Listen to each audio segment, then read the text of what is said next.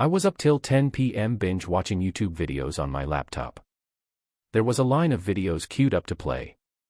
I was watching a clip of my favorite basketball player, Larry "Big Al" Johnson.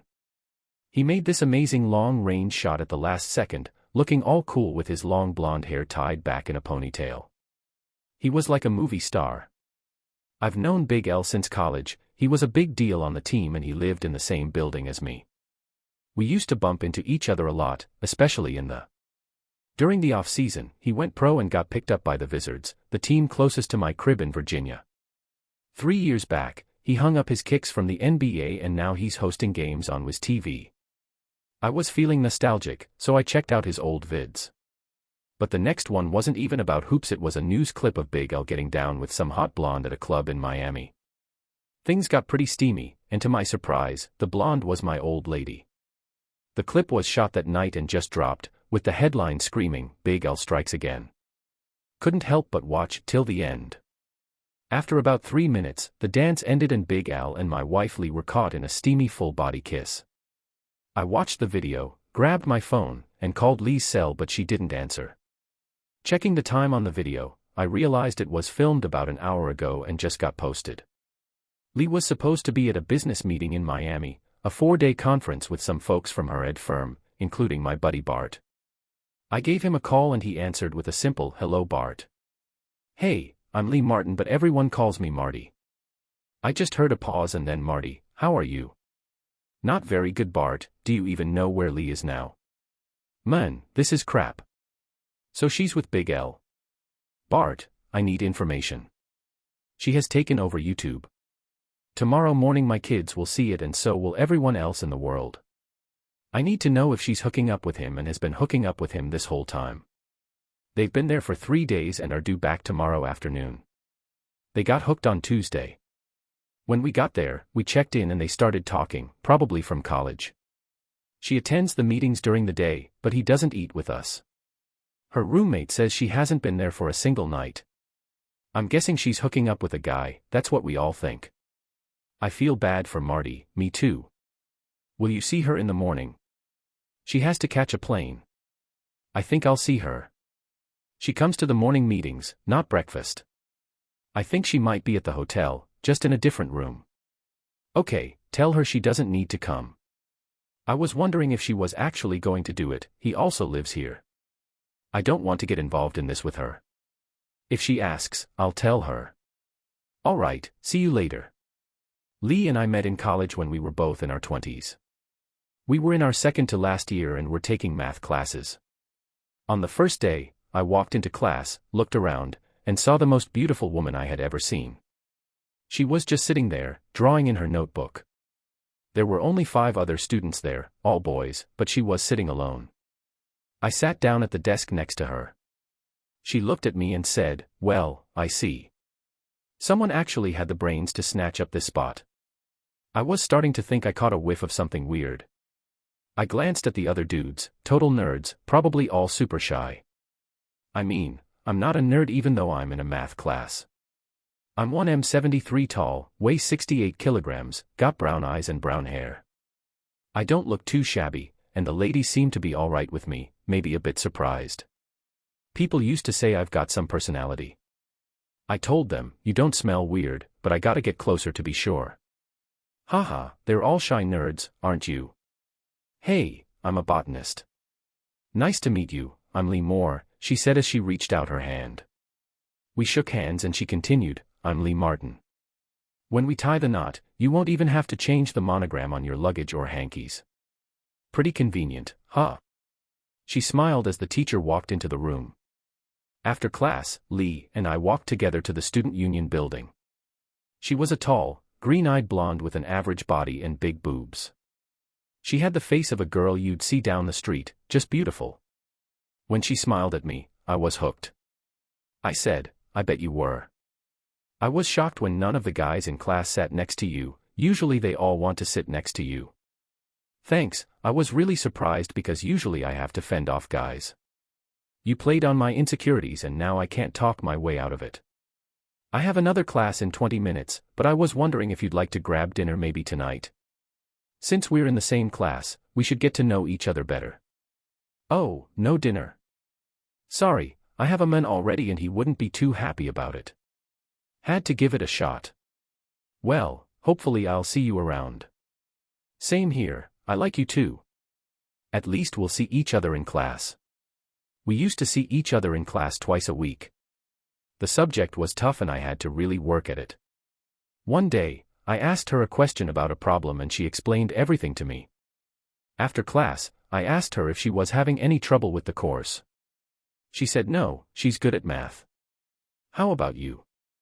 I need to take it for my chemistry major, but it's taking up a lot of my time. Maybe you could give me some advice. Are you kidding me? I already told you I have a boyfriend. I respect that. I just need some help. We can meet up at a diner and go over stuff like you're my tutor. How about diner at 4? No need to confirm, just show up. During our diner meetings, I really got to know Lee better. We really hit it off and talked about more than just math. One day, this big dude came up to our table where we had our books spread out. Lee smiled at him with her killer smile and said, "Marty, this is my boyfriend Rashad." "Rashad, this is Marty from my math class." I stood up and shook hands with Rashad. He was a medium-built black guy, about 5 feet 8 inches tall. Big dude, 100 kilograms, plopped down next to Lee. We shut our math books and Rashad was curious why I was in this class with Lee and all those brainiacs. I need an advanced math class for my chemistry major and it'll come in handy for programming too. The three of us got into a chat about why some majors need random outside courses that don't make sense. It was actually pretty interesting. Rashad is a sharp guy. I asked him about his focus on physical training.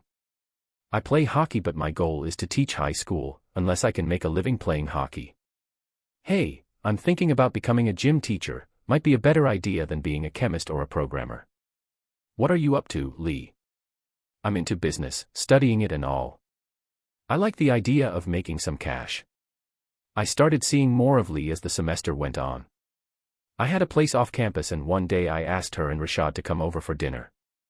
Rashad also brought his neighbor Stephanie, a high school grad and a total babe. She and I had a casual thing going on. Dinner went pretty smoothly.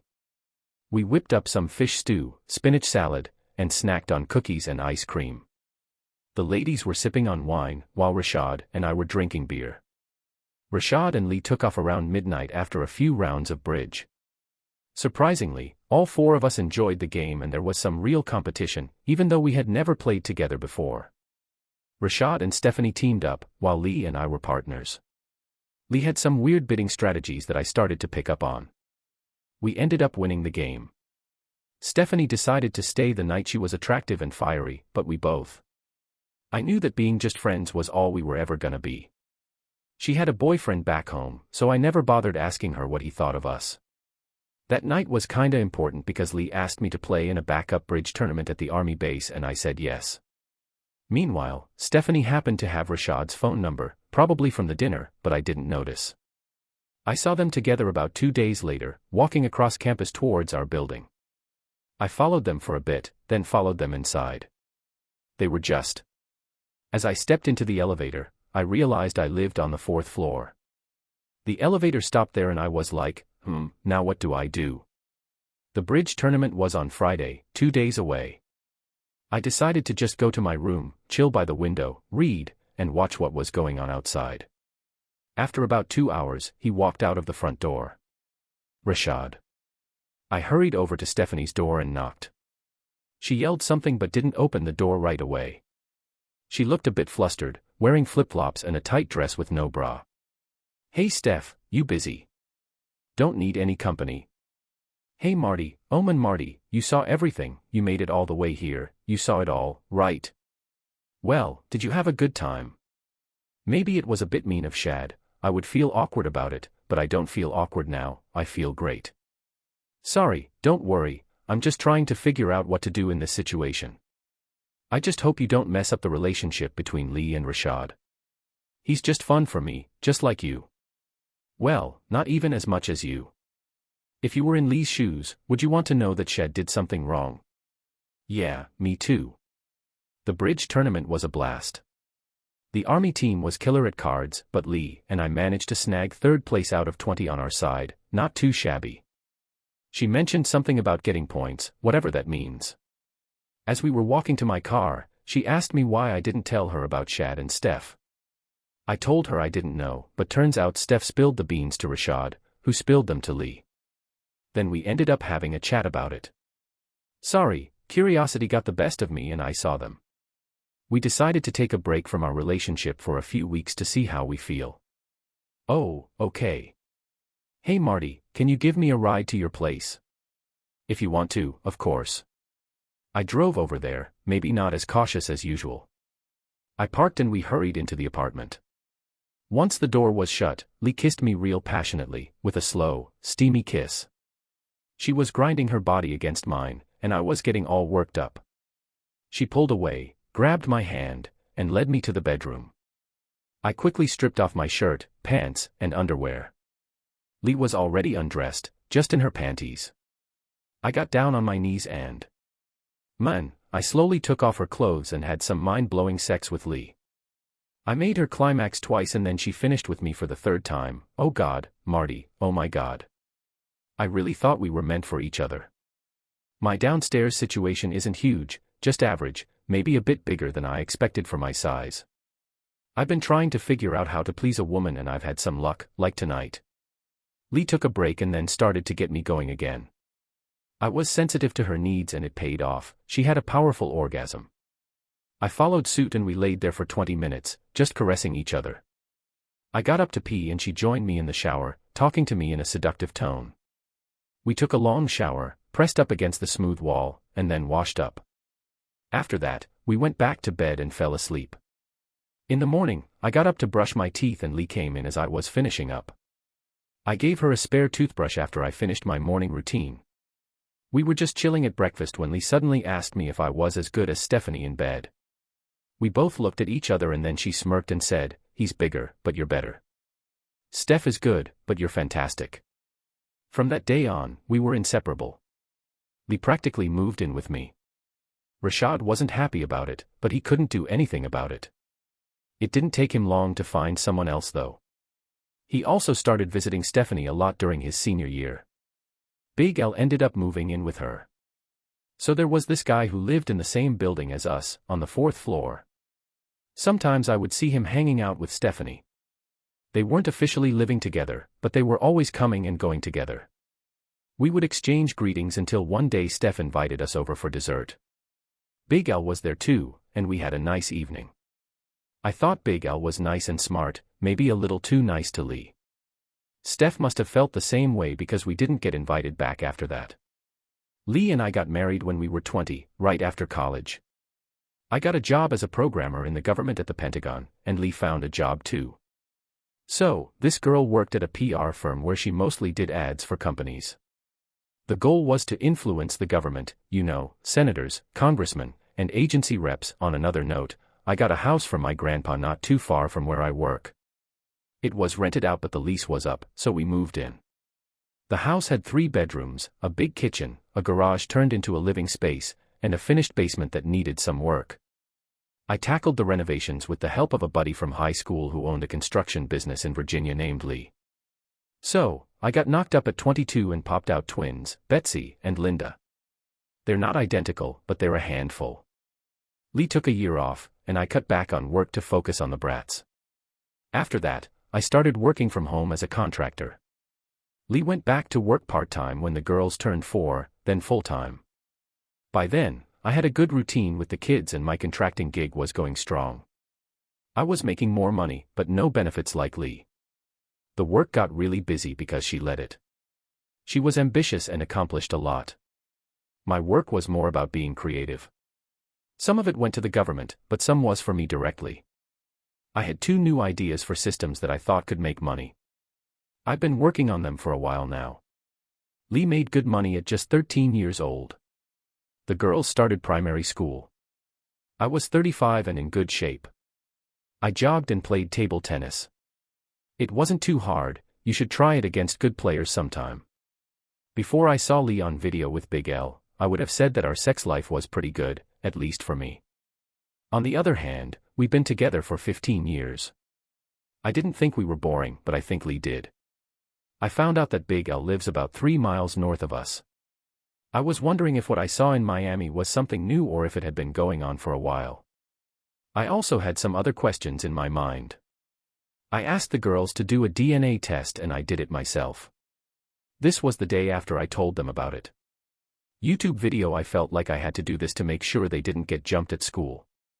It was Friday and they had to go to school for tests and group classes at 10. Lee called, I saw it was her and let it go to voicemail. Marty, pick up the phone. Marty, please. Marty, I love you, I messed up. I'll be back this afternoon. Oh damn, you could hear her crying. One of the upgrades I did to the house was an electronic entry system. I changed the code. The converted garage was empty, furnished. I carried Lee's clothes and... Yo, I just dumped all the stuff there with the other things. My mom and Lee's mom both called. Everyone was curious about what I was gonna do. I had no clue and I told them that. I logged into Lee's Gmail and went through a bunch of emails, both old and new. I even checked the trash, but no sign of Big L. There were some work emails and stuff about a conference, but only 1 or 2 had any useful info from some dude at her job who was also heading to Miami. Lee's flight was supposed to touch down at noon, but I wasn't sure what to do. Pick up the phone when she calls. I told my friend to go to the airport with me to see who was getting off the plane. When he saw Lee come out with her work crew, he started recording a video on his phone. Lee went to grab her luggage while my friend waited at the exit. After everyone else had already left, Big Lee finally came out. He looked around and headed towards baggage claim. My friend followed him as Lee picked up her suitcase and scanned the area. She noticed Big L, turned, and left. Big L then took over. He grabbed his suitcase and headed outside. Lee was already there, waiting for a taxi. Big L approached her and said something, but she shook her head, declining. A taxi finally showed up and the dispatcher told them to get in. Later, my friend sent me a video. When the taxi arrived at the house 20 minutes later, only Lee was inside. She was in a rush and realized her access code didn't work. She knocked and rang the bell, and I opened the door. She immediately started crying, apologizing to Marty. I never imagined it would be such a mess, she said. You don't live here, Lee. Your stuff is in the garage. Until you find your own place, maybe you should go to S house. Oh Marty, I have nothing with him. I love you. You openly flirted with me, made me a joke to the girls at school. God knows what they're saying about you. You are a terrible person, get out of my sight. Her face dropped, she stumbled away, sat on a chair on the lawn and cried. Our neighbor Mrs. Cunningham came out, walked over, and they talked. Lee went to her house. I called Lee's mom and told her Lee was nearby and could use some help. Hey, help out Ellen. Her mom wasn't too helpful but she said she'd be here in an hour. I just sat in the kitchen, sipping on some coffee, trying to figure out what's gonna happen next. Nothing was going right for me. So, the night before, I reached out to a lawyer I knew who recommended family law attorney Joan Ellis. I called her office and booked an appointment for next Monday. About 30 minutes later, Ms. Ellis called me back. Hey Mr. Martin, it's Joan Ellis. You've got an appointment for Monday. Calling about your wife and all that. Hey dude, guess what? The basketball player is in some hot gossip. The TV reporter Big Al spilled the news, but didn't reveal the player's identity. Big Al is all over this juicy scoop. I didn't want to wait until Monday to spill the beans, so can you meet me tomorrow at 10? Cool, see you at 10. Can you quickly jot down a little summary of your relationship with your wife and maybe Mr. Johnson if you know him? Also, if you have any financial statements, bring them along. After our chat, she gave me a heads up about making impulsive decisions. So, what do you think? Yo, so I was just chilling and then the phone rings again. I answered without even thinking, and it was Big Al Marty calling to try and say sorry. But nah, he straight up threatened me saying he'll do whatever it takes to mess up my life. What a jerk. And get this, it's not just me he's after, but my girl too. It's messed up, man. We used to be happily married until she bounced to Miami. We got 2 kids together, you feel me? If you see this dude coming, you better run. I said it calmly, no need to yell, but he didn't even flinch. There was just silence on the other end for a minute. So, this dude called and then abruptly ended the call. But, I managed to get his number, so I logged into our phone account for our shared cell phones and checked out Lee's call log. I only spotted Elle's number after she had already landed in Miami, and it happened twice. I couldn't see today's calls, but I figured their meeting in Miami was just a coincidence and not planned. I also checked the Wiz schedule and saw they had an afternoon game in Miami on Wednesday. Big Al was the MC for the game, so he was in Miami for business. Just then, the doorbell rang, and when I looked out, it was my parents and my in-laws, Lee, came over, but they didn't want any drinks when I offered. They all just sat down, so I stood at the living room entrance and asked what was up. My mom, Lacey, spoke up and said they had a little powwow out on the street and wanted to know my thoughts. I started to cry a bit and tried to compose myself, looking at my mom. I guess she could see the pain in my eyes because she later said she couldn't handle the devastation and melancholy she saw in that moment. You know how we can fix this? My dad asked. He was wondering if he could have a chat with Lee. She asked when we were over at her place, saying she probably won't say much because she messed up big time and caused a lot of trouble for our family. It wasn't just one time, it happened 3 times. She didn't even bother hiding it from her co-workers, so now everyone knows. Ellen jumped in, saying she knows Lee messed up, a big mistake. Marty knows too, but they've been together for so long and have kids. They could work things out if they try. It's worth a shot, don't you think? Think of her as my wife. Nah, she's just the mother of my kids now. Ellen said it straight, your ego's bruised, but you gotta move on. Our marriage can't end over a little squabble. I respect and love you, Ellen, but our daughter messed up big time. No more trying to patch things up. It's over. Think about how life will be after the divorce. My mom lost it. Hey Marty, don't worry about crying. Give it a few days and then your dad and I can watch the kids for the weekend. Let's take them to the lake. I agreed, and right then the girls got off the bus. They ran to the door, but the code was changed, so they had to knock. They were surprised to see their grandparents there. They wanted to ask me about how my studies were going. It wasn't too bad. Betsy was friends with Sharon Davis, and Sharon asked her about the video. Betsy said she hadn't seen it but knew about it. Sharon wanted to know if her parents were gonna split up. Betsy and Linda had no clue, but I knew. I told them we'd deal with it later. They weren't too upset.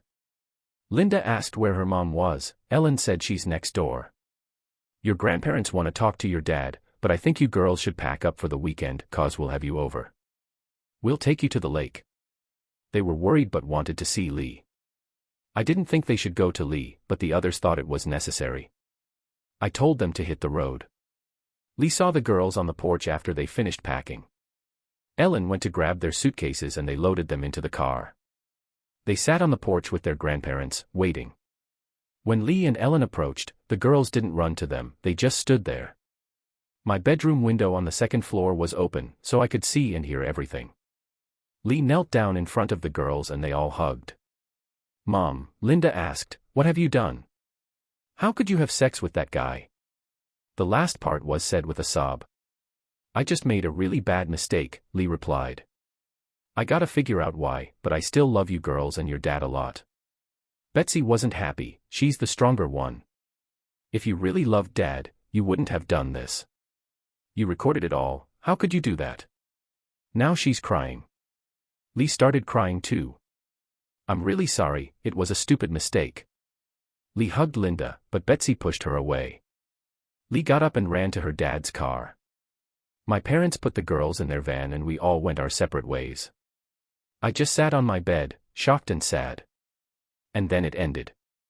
I was so freaking furious when I saw Nayli with Larry. I was flipping out, yelling and throwing a fit. I stormed down to the basement and started punching the punching bag hanging there, imagining it was Larry or Lee. I kept going until my hands were red and bloody. I was determined to make them pay. After I was done, I tried to patch up my hands as best as I could, then had a drink and went to bed. It took me a while to fall asleep, but I eventually did. This morning, I went for a long, fast run and then sorted out my finances. So I went to the lawyer's office and met Joan Ellis, who turned out to be a woman in her 40s, slim with dark hair and eyes, dressed in jeans and a sweatshirt. We shook hands and I apologized for being a little underdressed, explaining that I had been doing some work in the yard because it was Saturday. She said it was no problem and that I looked great, smiling. Then she led me to the conference room and I started by saying, "Miss Ellis, I want to know what my options are for divorcing my wife." She asked if I was sure about wanting a divorce, saying it's a tough road to go down, and that I had two options. Hey, so yeah, the twins are 13 and I want custody. Do you really want to divorce? Has anything like that Miami thing happened before, or is this a one-time thing? I don't think she's cheated before, but I can't be sure. If it's true, can we agree to split up? Okay, let's talk money. We talked about who makes what and who does what for the kids. Joan. I was stoked to find out that the house was mine before and during the marriage, and that's where the kids grew up. She thought my job and being a stay-at-home parent would help me get custody, but she wasn't 100% sure. I made around the same money as Lee, but my income wasn't as steady. Joan thought neither of us would have to pay child support, but the parent who doesn't have custody usually has to cough up some cash. I was just wondering. Hey, we could get the divorce process going pretty fast. Maybe it'll just take a week to get the papers ready and filed. I think you should hold off a bit though, people can change their minds and you might have to go through counseling. Can we avoid that? I really don't want to have a face-to-face chat with her. We'll have to have these talks though, maybe we can keep them short. I saw your hands are all wrapped up, what happened? I got a bit mad last night and took it out on a punching bag without gloves on, oops. You didn't visit Mr. Johnson or your wife, by the way. Is there a way to sue him for this? He needs to pay. In this state, there's no way to sue for cheating or breaking up a marriage anymore. I even checked Florida law, and there's no option there either. He has to pay. My voice has gotten serious now, it even scared Joan. Let me see what I can do, but no violence, okay? I can't promise anything, but that guy needs to face the consequences. I won't be able to sleep if he gets away with this. Mr. Martin, I have to let you know. So, like, if you tell me something shady but I find out you're gonna do something violent, I might have to snitch. But don't worry, Joan, I won't know about any of that. Thanks for mentioning it though.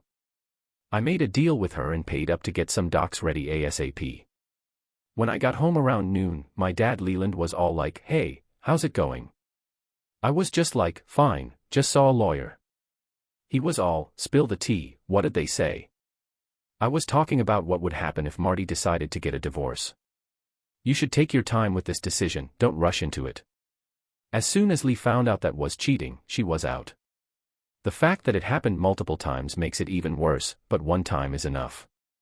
Your mom thinks she hurt you so much that there's no going back.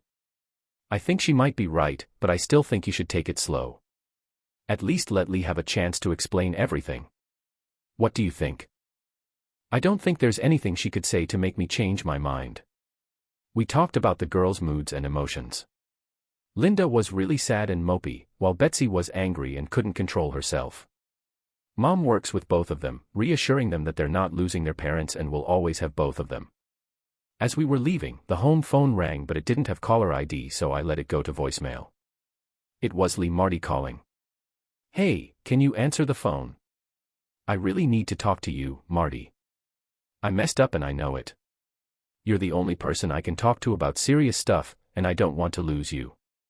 I know you must be mad and confused, but please, I'm really sorry." There was a lot of crying, and then she hung up. I cried too, then I went back downstairs, this time wearing gloves because it still hurt. I hit and kicked the bag until I was exhausted, then went upstairs and took a shower. Some guys just don't get it. I might be wasted in these situations, but I always have a backup plan or make a run for it.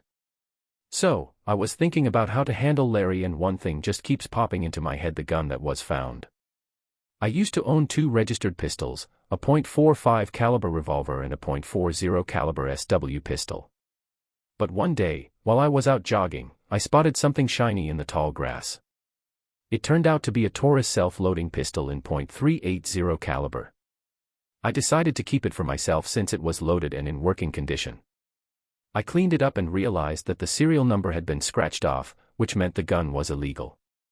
You know, I had this gun for a while and decided to take it to the shooting range. Surprisingly, I was hitting my targets pretty well. I couldn't help but think about using it on Larry, but then I remembered I had my girls to think about. I ain't trying to end up in jail because of that shit. So, I pushed those thoughts aside. I knew I needed to have a serious chat with Lee eventually, but the idea of facing her made me sick to my stomach. I was just sitting at home, feeling real down and hopeless. It was like. So, they just straight up threw a heavy blanket on me while I was chilling on the sofa, making it hard to even breathe. I got all scared out of nowhere and just jumped up real quick. If anyone saw me, they'd probably think I was out of my damn mind.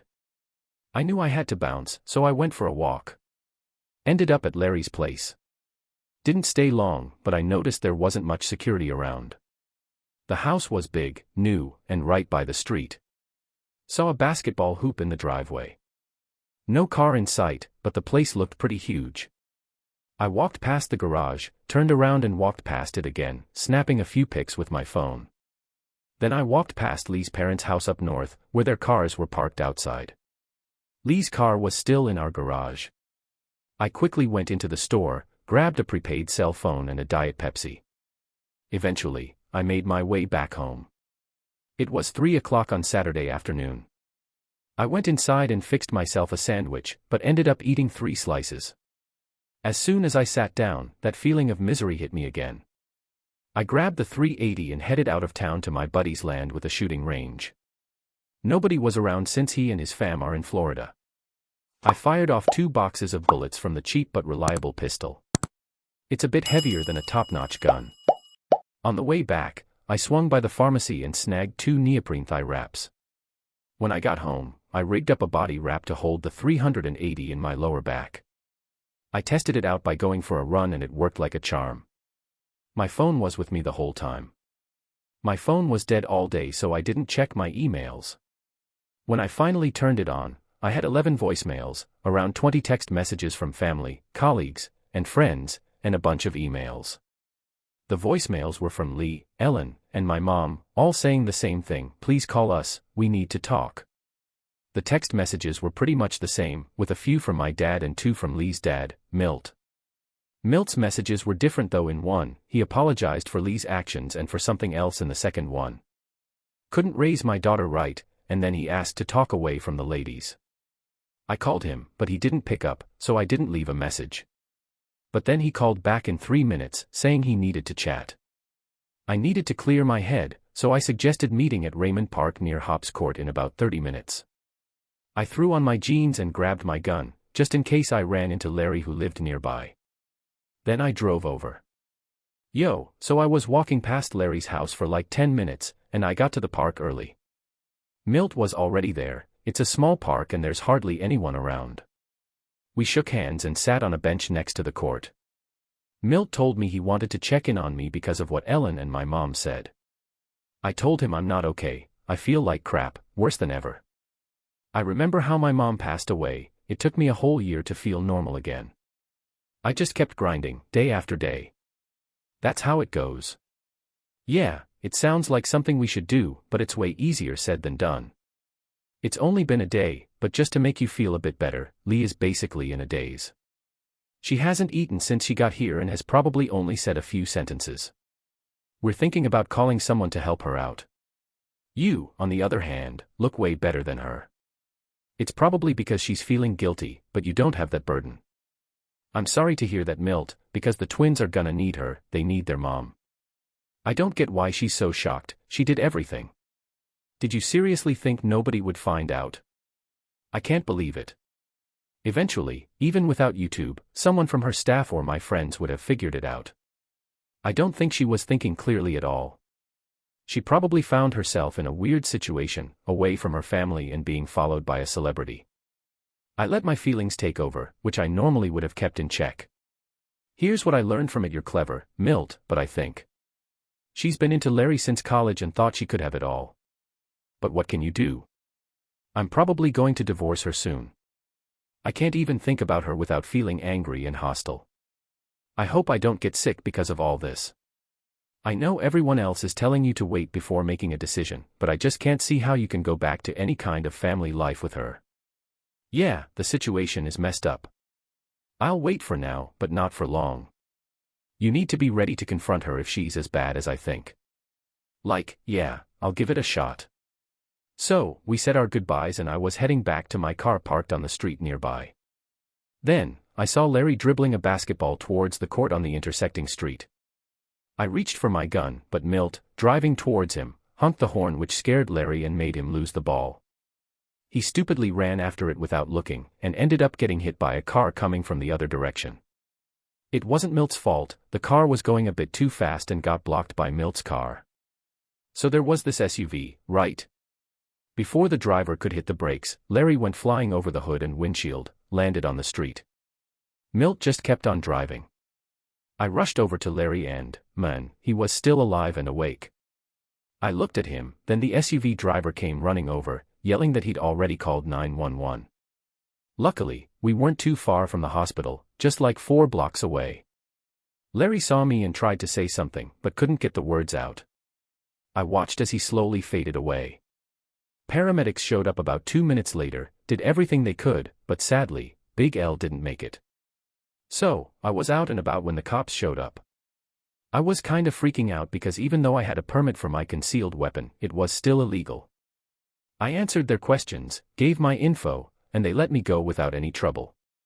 The old guy driving the SUV was mad, but I told him and the cops there was nothing he could do. Larry just went chasing after that ball at the worst time. About an hour later, I ditched the gun, drove over to Milt's place. I knew Lee was there, and I needed to talk about a deadly car crash. So, I pulled up to the house and rang the doorbell. Ellen answered and could tell right away that I was all worked up and feeling super happy, well, at least really excited. I knew I had narrowly escaped death by pure luck, but I had to talk to Milt. I asked Ellen if Milt was around, saying I needed to chat with him. She yelled for Milt, who came downstairs. I waved at him, and we took off. Big Al is dead, I told Milt. Did you kill him? I saw you had a gun. Oh my God, Marty, no, it wasn't me, he replied. He didn't seem too bothered when I didn't run him over, he just got hit by a car after you honked at him. He was chasing his basketball like a kid and ended up getting killed. I couldn't help but smirk. Marty thinks it was just an accident, saying God works in mysterious ways. I'll leave it up to you or Ellen to break the news to Lee that her guy kicked the bucket. Even though he's not really her guy, she should probably know. I bet it'll be all over the news soon. How's she taking it? Not good, she seems pretty down. On the bright side, you seem to be in good spirits. I was totally blindsided when he died, but then I saw it as a blessing in disguise. Marty, I need to save my daughter. I think she's on a downward spiral. I know she's messed up, but I love her and want her to have a good life. So, I'm asking you, if you see a way, please don't interfere for now. Maybe later you can lend a hand. It's a tough ask, but I'm pleading with you. I need to figure this out. If we confront her too soon, I won't be able to help. You need to keep her away from me. Let me mull it over. I'll try to find a solution. Hey, congrats on dodging death. We had a good laugh and headed back to the house. I drove home that night, crashed out, got a call from the girls and had a nice chat. Then I just hit the sack. But on Sunday, I started feeling down again. It was a nice day and I had nothing better to do than dwell on my failing marriage. No matter what Milt says, I know Lee and I are never getting back together. It's a bummer, but it's the truth. So I went for another long run, strolled down to the mall by the river, then came back home, took a shower, and visited my parents and kids. So, we were having a Sunday picnic and the twins were feeling pretty good. They had a chat with Lee over the phone, and she seemed to be in a better mood because she was all supportive and encouraging. Mom brought up the fact that there was no mention of Big L cheating or Larry passing away, just a lot of chatter about school. Lee promised the girls that she would catch up with them once she's feeling better. I was just chilling with my parents and the girls by the pool when I dropped the bomb that I saw Big L getting hit and dying. They were totally shocked. My dad was like, "You sure about that?" I can't believe it was just a coincidence that I was at the park with Milt when he drove off and Larry got hit while chasing his ball. I hope he's okay, but I can't say I'm sorry. May he rest in peace. We changed the topic after that. Joan Ellis called me on Monday, asking how I felt about Larry's death. She didn't know I was there and my name wasn't in the news. I told her everything and she seemed surprised, maybe even a bit suspicious. I know I would be if I were her. Then she said, "Hey, so the papers will be good to go by Wednesday." They asked me to give them a heads up on when I wanted them served. I told them to hold off for a bit because Lee wasn't doing too well. I kinda made a promise to Milt. The kids still went to school even after Big AL's crazy outburst last week made headlines. I was on my own, so I decided to put in a few hours of work for the army. After that, I picked up the girls from school after their extracurriculars. We had some pizza for dinner, something easy I could whip up. They really liked my pizza and we had a great night, but before they went to sleep, they both asked if their mom would be back. I told them the truth, I don't think things will be the same as before. I can't predict the future, but I don't see us going back to how things used to be. There's something different waiting for us, but we'll always love you both. Milt called on Tuesday and Ellen called too, they wanted to meet up. I agreed to meet them at Starbucks. As we got our drinks, Milt mentioned he had contacted a marriage counselor and asked, "So, Lee wants me to get in the middle of their divorce drama." She mentioned that if they go the adultery route, the court will probably still make them do counseling. I agreed, but I ain't gonna lie, I don't think it's gonna do much good if they really get into it. Ellen said they're not asking me to lie, just take it slow and listen to the therapist and talk to Lee. Otherwise, she's gonna be in some deep trouble. Big AL's accident really shook her up. We didn't tell her you were there. The first session is set for the next day. On Monday morning at 10, I got there right on time at 10 because I didn't want to have to wait in the same room as Lee. The consultant was Sylvia Price, a psychologist and certified marriage and family counselor. She's around 50, a bit chubby but nice. She took us to her office. Up until then, Lee and I hadn't said a word to each other.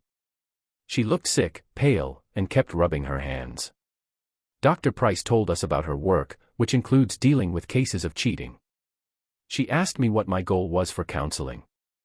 I just want to. As I try to move on in life, I hope to continue being a good dad to my kids. But honestly, I don't think getting back together in our marriage is possible. Lee, you have your own goals and I respect that.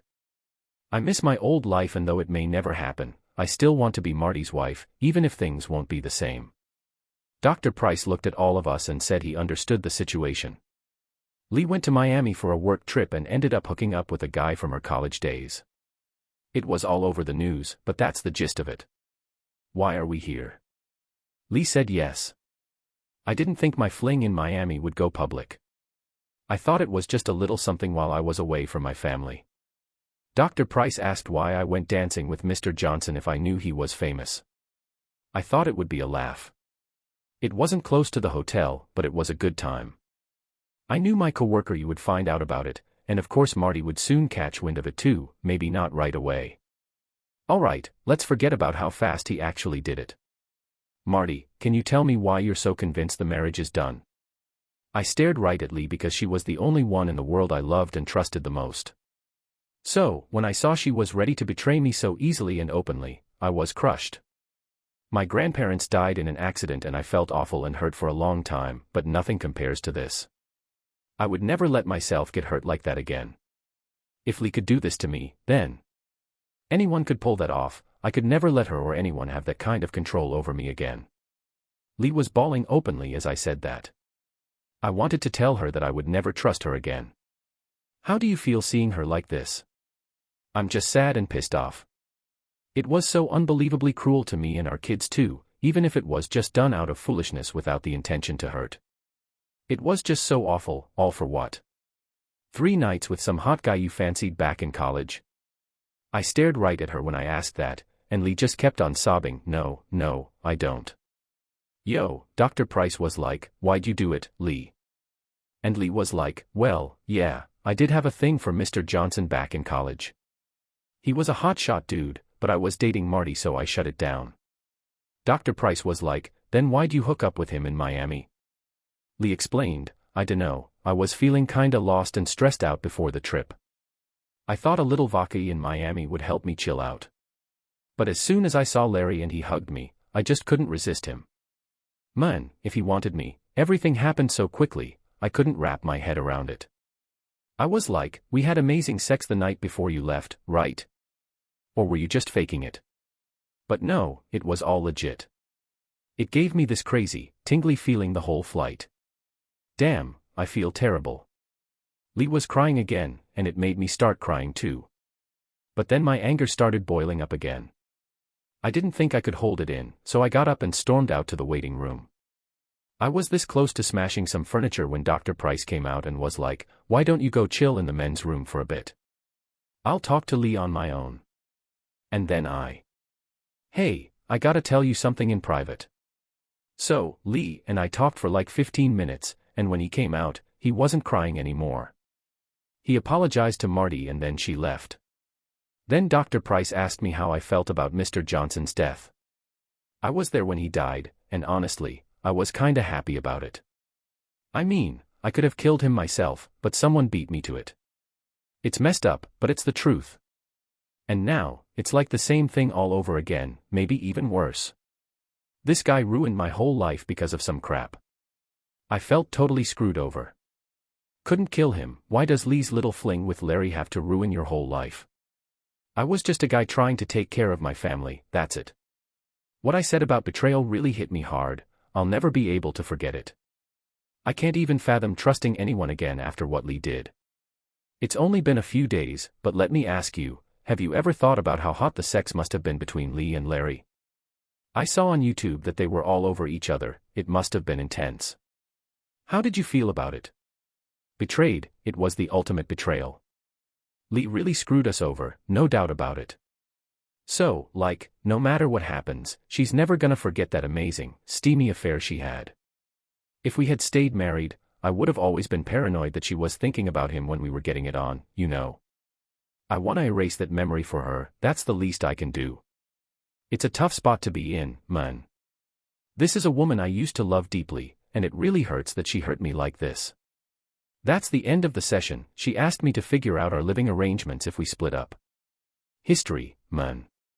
Hey Lee, so I was told to talk about Miami and why I was feeling so down. I also mentioned how Marty and I could patch things up before heading to Miami. Before the trip, I was feeling out of sorts and not enjoying the things I used to love. Work had become monotonous and family life was just as routine. This has been going on for a few months now and I felt like I was stuck in a rut. I was really looking forward to the Miami trip. There's this guy at work, Brady Bean, who's been bothering me ever since he joined our office. I've been brushing him off for months now. So, this guy was a bit of a fool, but that didn't stop him. He wasn't exactly Adonis, but he was cute and had a bubbly personality. I wasn't mad when he kept trying to get with me. When we found out we were both going to Miami, he saw it as a chance to hook up without any consequences. I made it clear I wasn't interested, but I could tell he was still into me and I kind of liked the attention. I thought about it, but there was no way I was gonna sleep with him. Too risky, even if he was really hot. I was just at our hotel checking in when Larry showed up. He was really good looking and gave me a big hug, which caught me off guard. I could tell he was interested in me and he wasted no time making a move. He grabbed my hand, pulled me to the side, and asked if my partner Marty was with me. When I said no, he told me he had a room at the hotel until Friday and that he knew we both wanted each other. I ended up agreeing to go to dinner with him. I just can't resist. Can you believe how I ended up being an easy target for Marty? We had amazing sex the night before, and I was still feeling tense, just like Larry. It wasn't a smooth sailing situation at all. I never even considered Marty and what could happen if he found out I cheated. I probably should have thought about it, but it never crossed my mind. If I had met Larry in Virginia, I probably could have said no to him. But I convinced myself otherwise, and for a few days, I was living in a different reality. During dinner, Larry and I both knew where things were headed. We went back to his room and skipped dessert. As soon as the door closed behind us, Larry ripped off my clothes, kissed me, and we were ready to go. We both stripped down, not thinking about anything except each other's beautiful bodies. We were both so turned on, there was no need for foreplay. He carried me to his bed, threw me on it, and we went at it long and hard. After experiencing multiple climaxes, I felt him reach the finish line. I blacked out, but he woke me up with a kiss and we moved on to round 2. This continued into the next morning. Missed breakfast with the team and barely made it to the meeting. I was feeling pretty damn good from some action with Larry last night and I could tell my co-workers could sense it too. Got a few side-eye looks but no one said anything directly. I was half expecting one of them to call Marty, but I brushed off the idea. They don't know anything, they're just guessing. Hooking up with Larry was hands down the best sex I've ever had. Being away from home and not having to rush back to my family definitely added to the excitement. Plus, his fit body and his obvious desire for me made it even better. He could have had any girl he wanted, but he chose me. I couldn't resist my desire for him. After a work meeting, I called him up and we headed straight to his room. We had sex for 2 hours, then ordered room service and went at it again. The next morning, things felt a bit awkward, but I met up with Larry in his room at 5 p.m. and we stayed in bed until 8. The sex was still good, but not as mind-blowing as the first or second night. We had food brought to our room, and then he told me to get dressed nicer, we're going dancing. That's how we ended up on YouTube. I saw our video on there recently, already knowing Marty had watched it that night. I realized what he must have seen, his wife openly lusting after another man. After dancing, we went back to the hotel and had sex again. The next morning, I had a flight, so I woke up and had sex with Larry, got dressed, and had breakfast in his room before going back to mine to pack. My roommate Cindy caught me dancing on YouTube and called it spicy. I was mortified, thought I was doomed. But then I ran into Bart, Marty's buddy, when we hopped on the bus to the airport. I asked him if Marty had tried to reach me while I was in Miami. Turns out, Marty had been calling me every night and I missed all his calls. Bart spilled the beans that Marty saw me dancing on YouTube and knew I was hanging out with Larry every night. I couldn't believe it, the flight back home was awful. No one wanted to chat with me. I was stuck by the window, and some random dude was sitting next to me. I knew Larry was on the flight too, but I never spotted him. When I finally got off the plane, Larry still wasn't in sight. It wasn't until I grabbed my luggage that he approached me and asked if I was gonna be alright. I told him it was probably never gonna be okay again. He seemed down. I totally forgot Marty was gonna give me a ride, so I ended up waiting in line for a taxi. And when I finally hopped in a cab, the dispatcher sat Larry next to me. So, we were all in the taxi together, going to places that were pretty close by. Larry apologized for what he did on YouTube, saying he didn't mean to do it. I told him I didn't really feel like talking, so I asked the taxi driver to drop Larry off first. When I got home, I couldn't get inside the house. Marty opened the door and I saw how upset and mad he was, so I just ran off. Since then, I've been staying with my parents. I feel totally out of it. I tried talking to the girls, but Betsy just pushed me away. I can't really blame her. We've been talking on the phone though. This was way better, it took me forever to get ready for this. Now I have to go to appointments. After that first meeting, I thought my marriage was done for. Marty's explanation of his feelings really got to me. Now I'm struggling to handle his anger and grief. I don't even know how to ask him to trust me again. I know I screwed up and Larry, he's gone. He got hit by a car. When my mom told me, I was devastated. We were in a taxi and he asked me to be honest with him. I couldn't do it. I tried calling him, but he's not around anymore. It's making me feel even more empty. If I ever hook up with a guy again, I always thought I'd remember sex with Larry, but now I'm not so sure. I can't shake the feeling that if I had turned him down, he'd still be alive. It doesn't make sense, but it does. I'm totally messed up. Marty, things are improving at home. The twins had a hard time with school, but it's manageable. Betsy is still pissed off and Linda misses her mom. I think Betsy does too. They're using video calls every evening. Lee seems to be doing a bit better, but it's tough to say since our call was so short. Our second consultation was pretty much the same as the first, except we each had our own session before meeting together. Dr. Price asked if I had thought about what could make reconciliation possible. I said yes, but I couldn't think of anything. She asked if I could work on trusting Lee if I understood why she got involved with Larry. Maybe if I knew the cause, I could figure out how to stop it. It all seems a bit stupid to me, to be honest. I reckon she just wanted to hook up with a dude without any repercussions, even though she didn't outright say it. I did trust her when she admitted to being into Larry, but I think deep down she wanted to get caught. Why? Who knows, maybe ask her shrink. Either way, this ain't gonna end in us making up. It's impossible to move past betrayal that was done thinking there wouldn't be any consequences. What if she actually wanted to get caught, somehow? That would be the ultimate betrayal. So basically, she just wanted to ditch the family, get away from me, and get out of your life. She was probably looking for some drama, you know. If Larry was still around, I bet she'd be with him now. Our little therapy session started and ended with her begging for forgiveness. I wasn't buying it. Even if she really meant it and could explain her actions, I couldn't stay with her. It's like being next to a ticking time bomb. I told the lawyer to serve the divorce papers to Lee today. And wouldn't you know it, I got served with those papers. I'll keep writing in this journal. You know, during our chat this week, I noticed Marty was less pissed off and more chill. It kinda signaled to me that we're pretty much done. I've been reading up on the whole grief stages thing, and it seems like Marty's finally reached acceptance. He's come to terms with the fact that we're splitting up and that my affair was the final straw. The divorce papers didn't shock me, but now I gotta find a lawyer. I've been back at work for a week now, and let me tell ya, my coworkers are giving me the cold shoulder. They all know what's up. I turned into a total mess who messed up family life so much that even Brady Bean ditched me. But hey, it's his loss. He could have done well. I'm sure he'll move on soon, now that he knows I'm a disaster. The lawyer suggested I ask for joint custody of the girls. He mentioned that since Marty owned the house before we got married, he'll get to stay there for a while. He's the main parent in the house, so maybe I can hope for the girls to stay with me week by week if I live in their school area. Or maybe we can do alternating days off. It's all just a mess. Man, it's so depressing.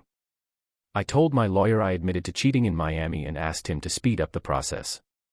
I don't need any money from Marty, and it's clear he doesn't want any money from me either. Our savings should be split 50-50 without any drama. So many years wasted, and all I have left are some crappy memories. But hey, at least I did better than Larry. I realized I don't feel sorry for him. I know I'm not blameless, but he's got some responsibility too. He didn't have to sleep with me. He could have anyone, so why me? I'll never understand.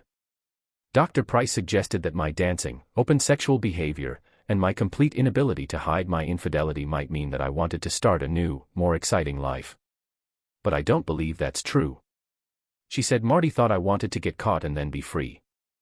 Well, now I'm free and I hate it. I have no appetite for anything, not even sex. I don't go to bars, I've turned down Brady Bean multiple times, and I don't even feel tempted. But it would be so easy. I wonder how long this misery will last. Marty, so the divorce is official now. I got full custody of the twins, and they'll still be living in the same house as before. Lee will have them every other weekend, 2 weeks in the summer, and either Thanksgiving or Christmas. I think they'll get 2 gifts for each holiday, maybe more for Christmas. The final agreement was pretty much what we've been doing for the past 6 months since Lee got his own place nearby. I told Milt and Ellen they can come by anytime, and they do visit often. I'm sure they see the girls when they're with Lee on the weekends. I haven't really been dating. I have a few friends, and some of them are divorced women who used to be in our friend group.